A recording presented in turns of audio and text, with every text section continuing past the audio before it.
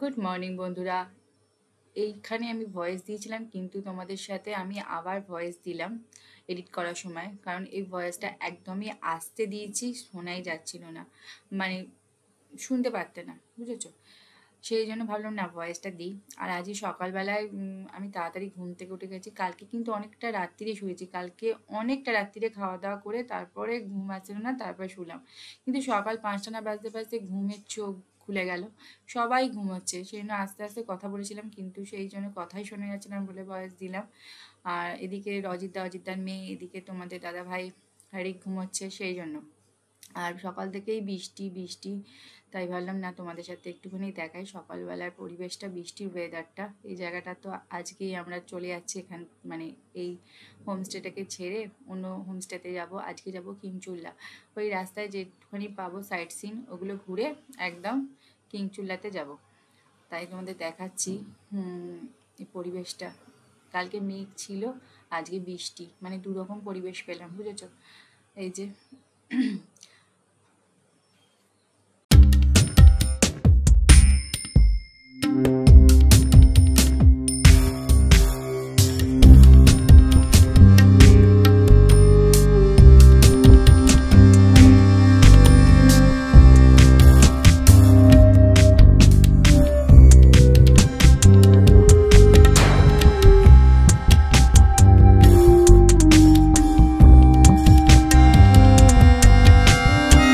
কি করব, একটুখানি ব্যালকনিতে হাঁটাহাঁটি করছি আর বৃষ্টিটাকে মানে উপভোগ করছি। হাত দিয়ে দিয়ে সেই বাচ্চা হয়ে গেছি, জলে উপভোগ করছি, পাহাড়ের জল। একটু নতুনত্ব আছে নাকি? কিছুই নতুনত্ব নেই, জল তো সব জায়গায় একই, তাই না? এই যে রিক ঘুমোচ্ছে, ব্যালকনিটা আস্তে করে বন্ধ করলাম যাতে ঘুম না ভাঙে। আবার এই দিকটা ঘুরে, কালকে খাবার থালাগুলো বাইরেই রাখতে বলেছিল, তাই রেখে দিয়েছিলাম। দুখানায় থালা পড়েছে, দেখতে পাচ্ছ, আমি আর রিক খেয়েছি।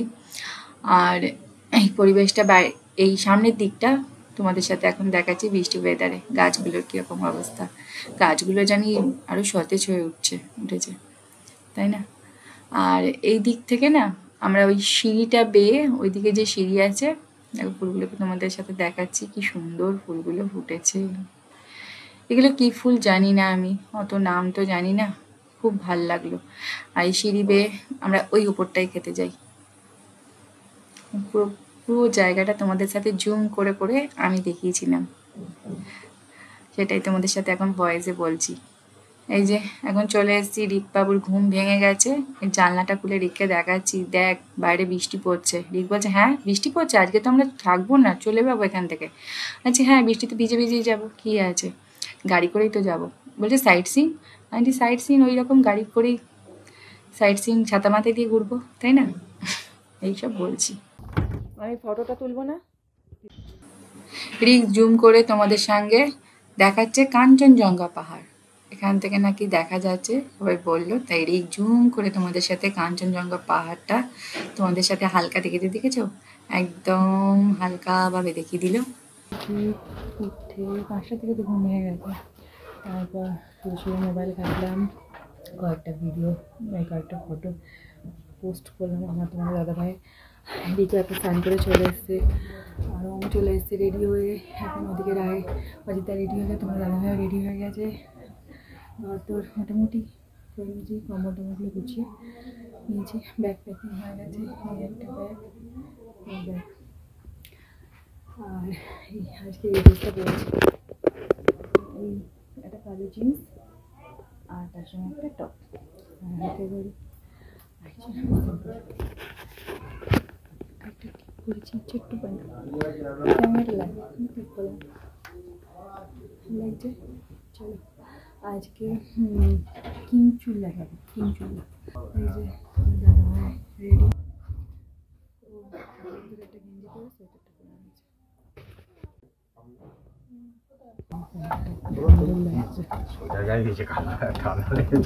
দাঁড়া না, ব্যাগপত্র গুছিয়ে নিয়ে, ব্যাগপত্র আগেই বেরিয়ে গেছে, শুধু চাবিটা নেব। আর ঘরদোর গুছিয়ে নিয়েছি, এদিকে বিছানা তুলে নিয়েছি, এদিকের বিছানা একদম গুছিয়ে রেখে দিয়েছি, চাবিটা নিয়ে ব্যাগে তালা দিতে হবে। ব্রেকফাস্ট করে একটুখানি ফটো তোলা হলো, আর দেখতে পাচ্ছ আমি ফুলের সাইড দিয়ে একটু হেঁটে বললাম। আর এদের হোটেলে আমরা খাওয়া দাওয়া করেছিলাম এই 2 দিন ধরে। তোমাদের দাদাভাইয়ের স্টোরিটা খুব পরে ঠান্ডা লাগছিল, পরে কিন্তু খুলে দিয়েছিল, গরম লাগছিল। এখন কাঞ্চনজঙ্ঘা পাহাড় দেখছি। চলো, গরম লাগছে। লাল শাকটা টিফিন রুটি তরকারি খেলাম।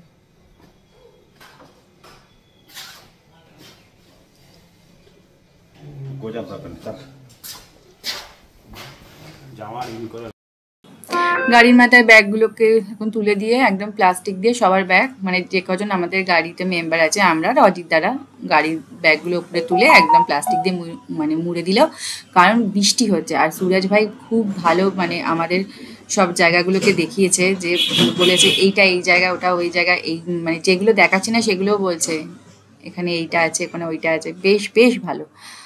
আর এই যে আমরা যাচ্ছি, প্রথম দিন থেকে শেষ দিন পর্যন্ত সুরজ ভাইয়ের গাড়িতে করেই আমরা সব জায়গায় গেছিলাম।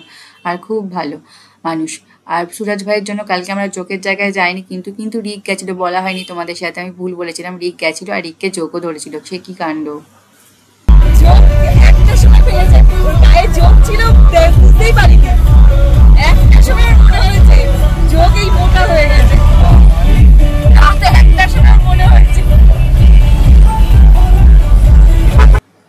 আমি যে কথাটা জোকের কথাটা বললাম সেটা কিন্তু রিকের নয়, রিকের রাত একটার সময় মনে পড়েনি। রিক তো সঙ্গে সঙ্গে যেখান থেকে ঘুরে এসেই দেখেছে, পাটাকে ঘুরে দেখেছে একটুখানি জোক, সঙ্গে সঙ্গে সুরজ ভাই ফেলে দিয়েছে। কিন্তু আমি যার কথা বললাম, যে আমাদের ট্যুরিস্ট নিয়ে এসছে তার ছেলে এসছে, আর তার ছেলে রাত একটার সময় মনে পড়েছে তার গায়ে জোক ধরেছে। কি অবস্থা, সে আমাকে দীপশিখা বলছে, আর আমরা হেসে কুটি পাটি খাচ্ছি গাড়ির মধ্যে।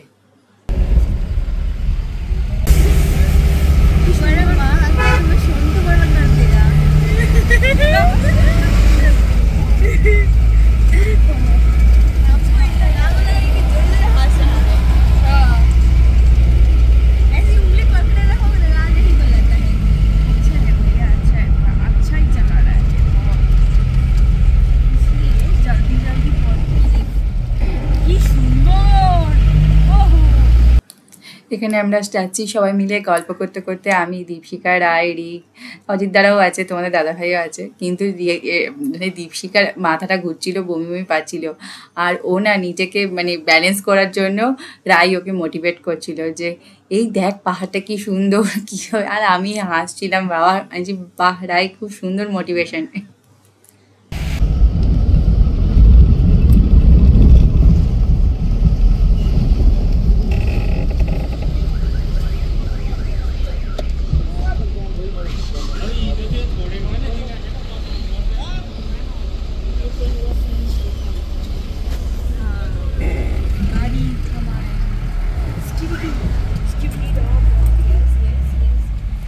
আমরা আর একটা সাইড সিনে ঢুকেছিলাম এইখানে। তার আগে আমরা একটুখানি ফুচকা, একটু ঝালমুড়ি, টুকিটাকি খাওয়া দাওয়া করলাম। আর রিকের কাছে আমি মোবাইল চালাম, রিকের কাছে আমার দুটো মোবাইলই ছিল।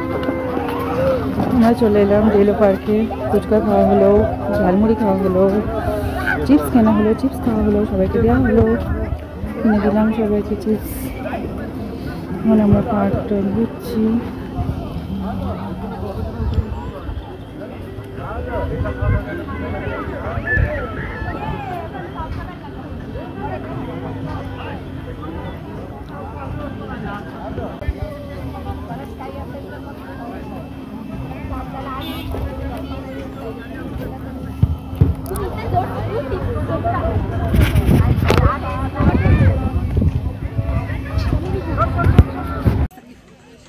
দাঁড়িয়েছিলাম, দাঁড়িয়ে একটুখানি রিককে বললাম একটুখানি ফটো তুলে দিবি, তাই রিক আমার ফটো তুললো। তারপরে এই দুই মেয়ে আমাকে বললো চলো আন্টি ওপরে উঠে গেলো, সেই ওপরে তুলে সবাই মিলে ফটো তুললাম, রিকও তুলেছে।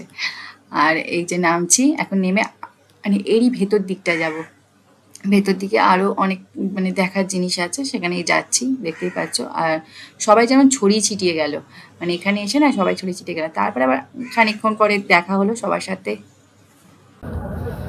চলো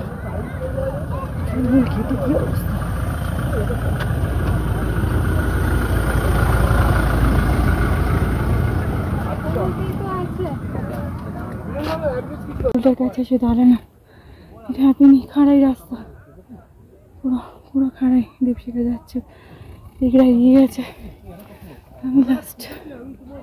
চলো খারাই রাস্তা।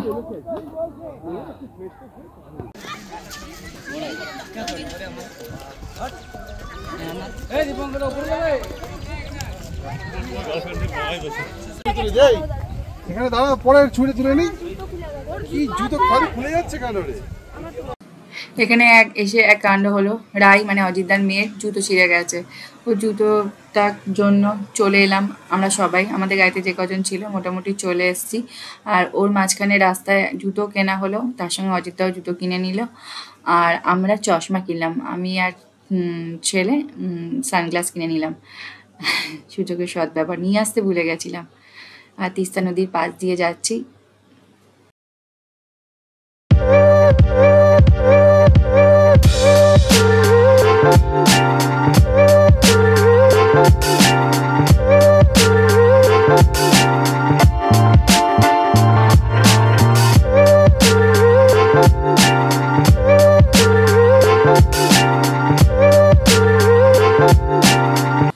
দীপশিকার মাথা ঘোরা স্টার্ট হয়ে গেছিলো গাড়িতে উঠেই।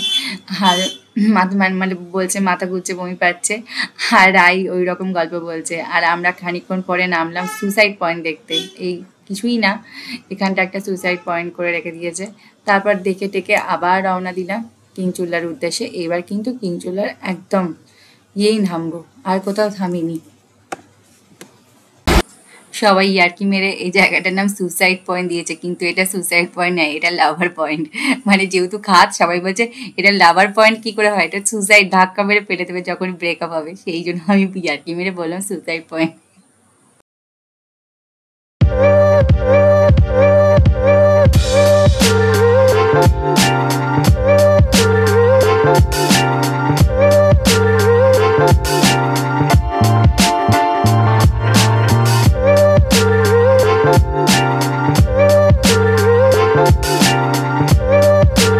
হোটেলটায় চলে এসেছি।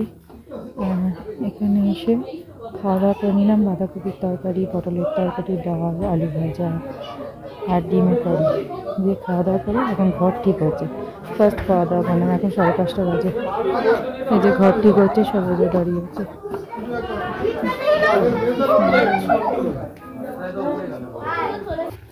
এই যে এই ঘরটা, আলোটা কম, চতুর্দিকে ডুম। এই একটা ডুম, এই একটা ডুম, আর এটাতে ডুম আছে নাকি জানি না। এই হচ্ছে টয়লেট, এই যে টয়লেট। আর এই একটা আয়না আছে, এদিকে জানলা। ঠান্ডা ঠান্ডা, এখানে অন্ধকার হলেও ঠান্ডাটা বেশি লাগবে মনে হচ্ছে আমার এই ঘরটাতে। যাই হোক, থাক। অনেকে ওপরে গেছে, অনেকে এই সাইডে আছে, অনেকে এই আমাদের এই জানলার এই সাইডে আছে, অনেকে এই সাইডে আছে, অনেকে ওপরে আছে, আমাদের নিচে। ঘুরতে এসে একটা মুহূর্ত মিস করা যাবে না, এরকম একটা ব্যাপার স্যাপার সবার মনের মধ্যে। তাই ঘরের মধ্যে কোনো রকমভাবে জামা কাপড় মানে ব্যাগপত্রগুলো ঢুকিয়ে তালা দিয়ে একদম বেরিয়ে পড়লাম। গাড়ি করে কিন্তু যাইনি। পাহাড় মানে যে হোটেলে আমরা মানে মানে আপাতত রয়েছি 2 দিন, সেই হোটেলের পাশেই এই জায়গাটা। চাই সেখানেই যাচ্ছি সবাই মিলে, একদম জোর বেঁধে সবাই মিলে যেতে বেশ ভালো লাগছে। ভয় ভয় লাগছে, সব বলছে হাতি আসবে, বুনো শিয়াল আসবে, কেউ বলছে বাঘ আসবে, কত রকম কথা। কিন্তু আমরা গেছি। কিন্তু আমি, তোমাদের দাদাভাই আরও 2জন যায়নি বেশি দূর, আর অনেকটা রিকটিক আর একটুখানি গেছিলো। তারপরে আমরা সবাই একসাথে, আমরা এক জায়গায় দাঁড়িয়েছিলাম আর সবাই তারপর একসাথেই চলে এসেছিলাম। সন্ধে সন্ধে সন্ধে দেখতেই পাচ্ছ হয়ে আসছে। রাত হওয়ার আগেই, মানে রাত কি বলছি, একটু অন্ধকার হওয়ার আগেই আমরা চলে এসেছি। এই দেখো না, সবাই পাগলামি করছে।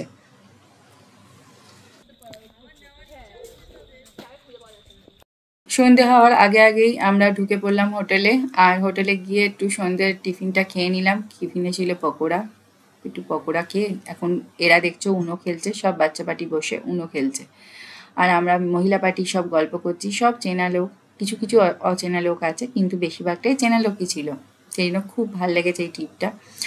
আর চেনা লোকেদের সাথে মানে চেনা হোক অচেনা হোক, আমি সবার সাথে মিলেমিশে হয়ে যাই তাড়াতাড়ি, মানে মিলমিশ হয়ে যায় আমার। যাই হোক, এখানে ডিনারটা করে এখন ঘরে ঢুকে যাবো। পকোড়া চা খাওয়া হলো। তোমাদের দাদাভাই এতক্ষণ পরে প্যান্ট জামা ছেড়ে আদি পোশাকে চলে এসছে, লুঙ্গি। যাই হোক, সন্ধ্যাবেলা চাটা খাওয়া হয়ে ওপর ঘরে ছিল সবাই, ওপর ঘরে গল্প করছিলাম, বসে সবাই মিলে গল্প করছিলাম, চা পকোড়া খাওয়া হলো। আর ওই দিকটা একটা ঘর দিয়েছে তো, দুটো বেড, ওই দিকটারই, আর এই দিকটা আমরা শুয়ে পড়বো। আর কি করা হবে, অন্য ঘর তো দেয়নি।